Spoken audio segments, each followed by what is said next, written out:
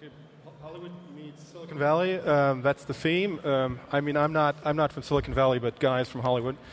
But I've lived in Silicon Valley, so I can kind of understand.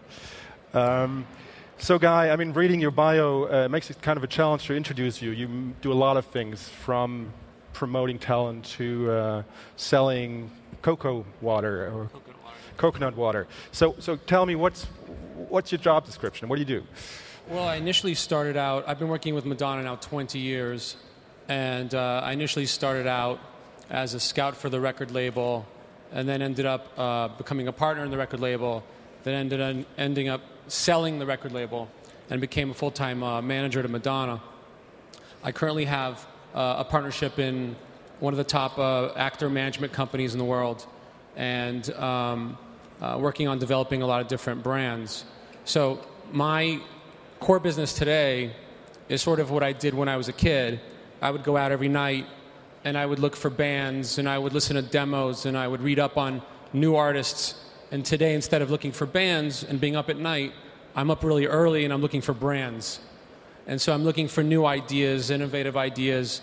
It could be offline, online, and and finding things that I can, just like when I seeked out talent 20 years ago, I'm seeking out talent in new startups today. So one of your latest ideas, if I get this right, is trying to connect Hollywood and Silicon Valley.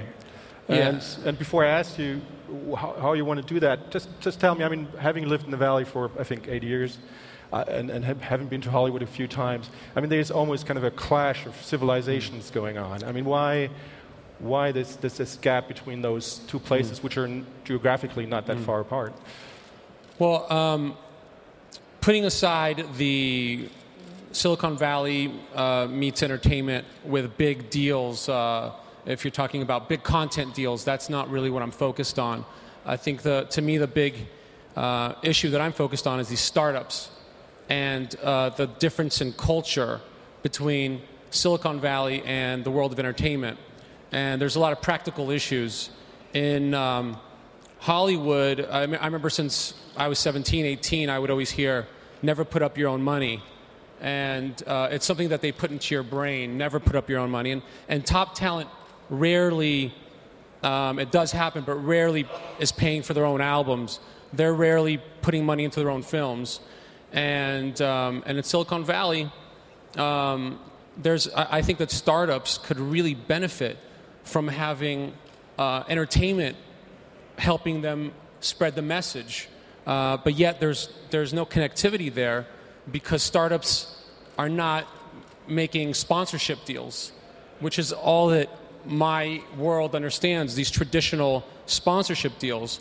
So these startups are looking for, when they're doing angel investing, I believe that a lot of these startups could really use the push if a startup knows who their audience is, and if they're going into the teen market and they know that a Justin Bieber would give them a leg up, maybe having him invest as one of the angels. There's 20 angels sometimes in a round. Why not have a really great talent or even a brand come into that round as an investor? So the disconnect is that Hollywood doesn't invest, really, talent. They're not used to it. And that Silicon Valley doesn't know how to connect to that. At the same time, I've met a lot of VCs who really don't understand the importance of that. They sometimes really discredit it.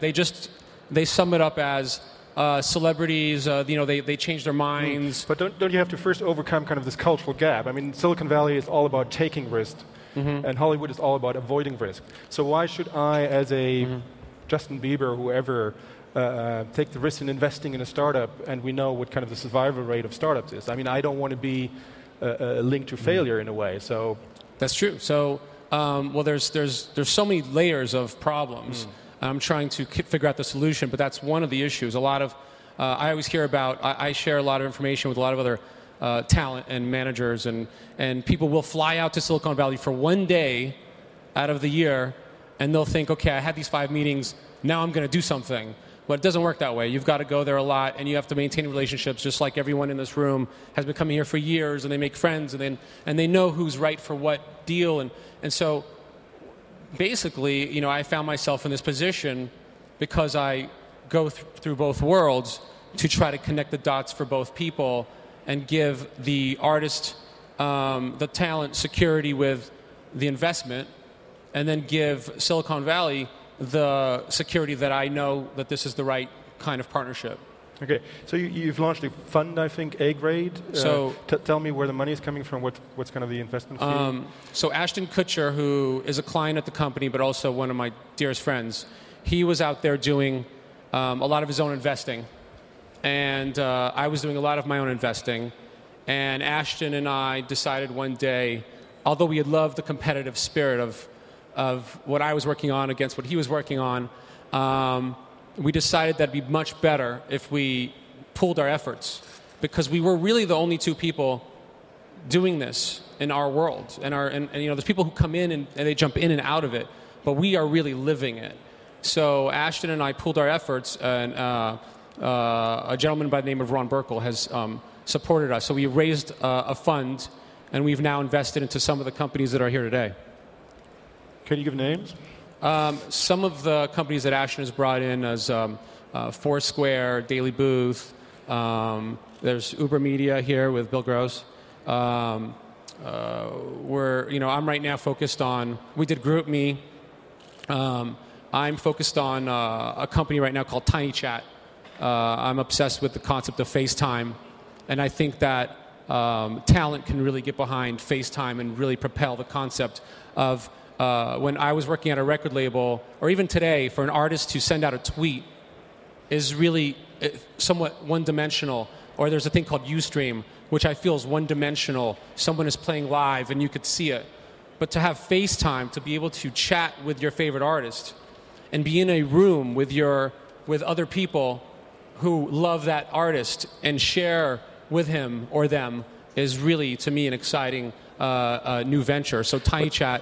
We had 7.5 million unique visitors last month, all kids, and a lot of people are getting behind it. Lady Gaga just embedded TinyChat in her website 2 days ago. So I think that artists are going to start understanding that you can actually speak to, we were talking about the connectivity yesterday. Paolo was talking about, as a writer, being able to now send a tweet and have people immediately respond. Here he can go on and have the Paolo TinyChat and actually have the room full of his fans and see them. Actually see them. To me, that is the next level of where things are going. But have you actually convinced Justin Bieber or somebody else kind of to invest in your fund or to invest in the startup in Silicon Valley? We have talent in a lot of the things that we're doing. I don't think that on some of the cases there's no need to promote that. They're investors. There are some things I've done that are promoted, like the coconut water thing that I did, where we promoted the names of the people who invested. But there's times where you don't have to. You can invest and not have to put your name out there, but you can support the project. So I have people in many of the things that we've done that you'd know as names, but there's no need to promote that out there. Okay, so the other thing I wanted to talk to you about is the music industry. I mean, you've run a record label, you've promoted talent, and of course, the music industry is heavily disrupted. I mean, what's your vision? How are we going to? Where's the money coming from? I mean, CD sales are still going down. Digital sales the growth is slowing. The concert business doesn't do that well. Well, I think the concert business has done very well for us, but a few things. Firstly, today, currently, the number one album in the U.S. is a group called Cake, and they sold 44,000 albums. It's the number one album today. That's how bad things are. It used to be that people would tour to promote their albums, and today people make albums to promote their tours. So there's a whole change, and the pendulum has swung. And if you don't tour, then you're not really going to have a successful business. You must be able to tour today. So it seems to me, I mean, I think we've done a piece on the rock concert business in last week's issue. It seems to me it's not doing that well. I mean, it's perhaps doing for Madonna or the big gigs, but it's I mean, the idea let's use music as a loss leader, kind of, not make a lot of money with it and make money on the live stuff. It doesn't seem to be playing out. I think there's competitive pricing, but overall I think people are doing very well with touring. It depends how big you play, it depends how much you spend, right? So it's all relative. But I think the concert business is the sky's not falling. It's alive and well.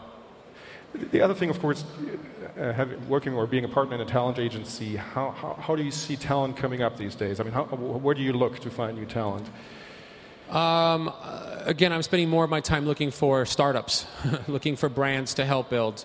Talent rises to the top. You can't escape it. It walks in a room, and you know it right away. I'm sure for a lot of the companies here, they see an engineer and they go, "That guy's got it." So it finds you.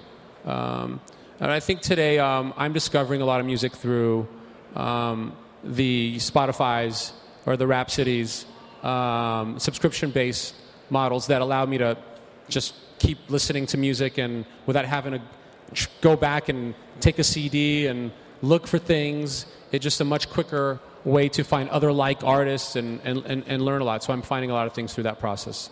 You mentioned Spotify, I mean, which is pretty popular in Europe and perhaps soon in the US. I mean, there's, I think, I've read somewhere 400 of these type of services now, kind of experimenting how to sell music, how to make money with music. Is there any model you think is the model, or is that not yet decided? I like, Shock and Daniel Ek from Spotify are very smart guys. The subscription model is the way it's going to go. You can spend $10 a month and have all the music you want, or you can spend $10 on one CD. I think it's pretty obvious where things are headed. There's the disconnect again. You've got the record companies who all have their own agendas. And if they could all get together with some antitrust lawyers and really make some decisions as a team, instead of everyone picking, I'm going to support this one and I'm going to support that one. And it's so, no one wants that. No music buyer wants only Warner Music or only Sony Music or only Universal Music. They want all of it. So it really benefits the labels to sit with some antitrust lawyers and speak to each other and come up with a conclusion. It's a nightmare for any of the companies in here who are looking to do content deals. If someone comes to me tomorrow and says, I'm looking to do a content deal, I don't kick them out, but I walk them out. It's just not possible. It's too complicated. It takes too long. So you want to kind of create a cartel of record labels? What? A cartel. Well, I think that they should, like a board. Yeah. I think they should have a board, and I think at the top of the board would be Lucian, who runs Universal Music, and Jimmy Iovine, who is so well respected by artists and also by his own peers, and let them maybe be at the top of the board, but have a board with lawyers and make sure that they're finally connecting the dots in a way that is beneficial to everybody. Thank you. So we have a couple of minutes left for questions. Are there any? Back there.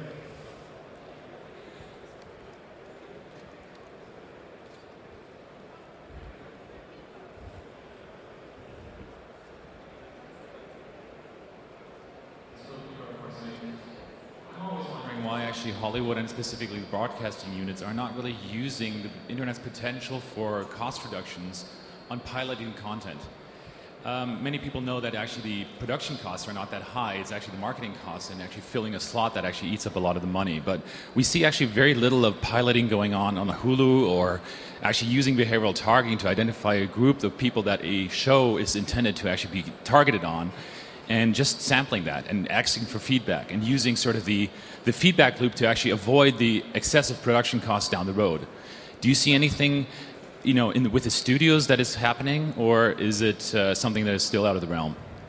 Well, I think you're mentioning Google. I mean, Google's a platform, YouTube's a pipe. And so they're not in the content making business, they're in the allowing you to reach the marketplace. You're the content maker, we're the pipe.